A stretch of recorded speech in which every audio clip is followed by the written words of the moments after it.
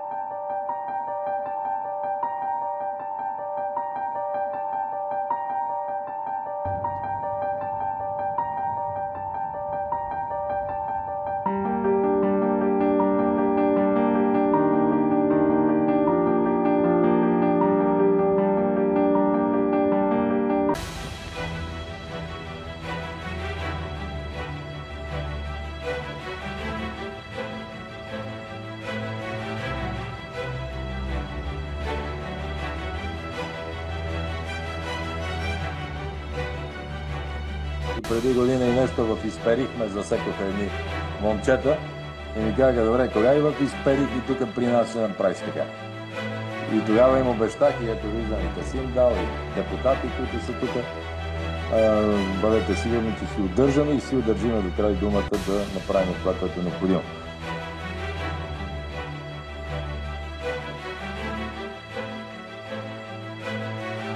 Извадят политическа партия ГЕРБ, ситуацията се развива в Разградско. Се е похвалил един ваш депутат. Това е село Подайна. Ходили ли сте там? Подайна беше. Подайна. Подайва. Тук е много интересно да ви кажа. Не, че толерирам такова нещо, но за да разберат вашите зрители, да не кажат, гледай ги пътея, там на една отсечка си служили името. Там, ако виждате, в тези региони са само мюсюлмани. Ако има българи, християни са малко. Години наред тези поддръжници на ГЕРБ бяха и бити, и мачкани от ДПС. Сега, когато ДПС там се разцепи и голяма част дойдоха в ГЕРБ от избирателите, вместо да са заедно и да се обичат, между двете групи мюсюлмани, нашите, които са на ГЕРБ и бившите на ДПС, се води такава война, защото са бити, че когато бях дори там на събитието, от едната страна ни тега толкова се радваме, че е направено. От другата страна обаче, нашите от ГЕРБ им вика, а помниш ли... Моля? Това с какви пари е направено? Това са не повече от 6-7 метра. Не повече от 6-7 метра. Държавни, общински, какви пари? Въпросът е дали трябва да стои ГЕРБ там написано, защото нали всичките пари са общи от държава. Исках да ви кажа друго. 26 километра, ама невероятно разбити от 40 години, сигурно не пипани 50 пътища, бяха асфалтирани. Ще го изтрият, това не е най-важно. Искам емоцията да им хванете и да разберете, що са го написали. Защото тези бити мюсюлмани от предишното ДПС, което е било там, искат да покажат, че са били живи и тогава и те са автентичните. Все едно тук имаме ЦСК 1 и ЦСК 2. Не мога да разбереш. Кое е автентичното ДПС? Да.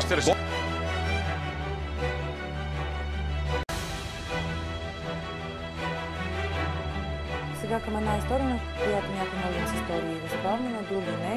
Поне аз мислех, че е монтаж, когато видях снимката за пръв път, оказа се не. Надпис с абревиатурата на политическа партия ГЕРБ се появи върху новопоставен асфалт в едно разградско село. Мога да оцеля ударението Подайва. Снимка с надписа бе споделена от депутата на ГЕРБ Михаил Тодоров, послание, обещано, изпълнено, че е разписано, браво на момчета. Вчера важното това, че пуснаха черта този пост от Фейсбук е изчезнал, а иначе фотографът върху асфалта е разходен от клуба на ГЕРБ в селото и се е появил дни след първото посещение на премиера Борисов в въпросното село. Мартин Георгиев разказа повече. Подайва. Ти си малкият Бойко, да? Кой те нарича така малкият Бойко? Добре заварил. Как се казва? Аз съм Сезген, бях време Сезген Бойко. Да, от тук съм. Малкият Бойко? Да.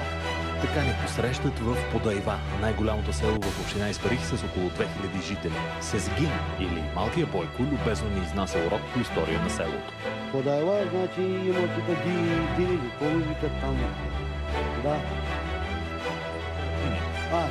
Оказва се, че Сезгин е симпатизант на партия ГЕРБ и един от инициаторите за надписа пред партийния клуб. Тук давате ли да се минава просто? Повече, защото там се минава. Да не го тъпчат надписа. Да. Спазите си го. Да. Хубаво нещо, нали? Да се лечи и кой го направил асфалта, нали? Да. Гордеете се с него. Много. Да сме живи и здрави и големия Бойко да е жив и здрав. При изписването на абревиатурата на партията от ГЕРБ са допуснали една правописна грешка. Сложили са кавички. Появата на телевизионен екип в Подайва предизвика интерес. И в лидера на местната организация на ГЕРБ и сред членовете на партията. Мехмед Хасан пристига от работа на полето, за да обясни, чия е идеята за тагване върху асфалт. Мето, тук нашите симпатизанти от партията. Защото нали, толкова години нищо не се беше направило, изведнъж ще решим, нали. На благодарност към ГЕРБ. Да, ние сами се организирахме, нали, ходихме на среща с премиера Бойко Борисов в парламента. Той, нали, тогава нямаше време да се... Обикаляхме в парламента, като екскурзия беше. Тогава, нали, се запалихме, той издигнахме кандидат кмет от ГЕРБ. Обаче не спечелихме, скарахме ни 200 гласа приблизително и всичко тръгна от той, нали. Колко ви биха? С доста. ДПС и независимите си имаха кандидати. Пък ние си останахме така пак силни, пак в играта. Имаме действащ клуб. Именно в клуба се ражда идеята да се измоли премиера асфалтирането на пътя да започне от Подайва. За ремонта на 27-километровата отсечка правителството отпусна 4,3 милиона лева. В края на юни Борисов идва на инспекция в селото и не харесва визията на пътя пред партийния клуб. Вика да се асфалтира тук и поне. Вие ли си асфалтирахте това до офиса или го продължиха докато правят друго? Да. И без той на всяка улица пускат по... Пуска се продължава. По 2 метра и тук малко повече си я пуснаха. Що се отнася до надписа и вдигнали си шум в социалните мрежи, от ГЕРБ Подайва са категорични за едно. Надписа остава. Ако трябва, ще пишем, ще го украсим по болта. Който не иска. Който не иска, няма да минава. Да мине от кълта по другите улици. За Здравей България, Мартин Георгиев. На всички много поздрави. Много здраве и на тебе.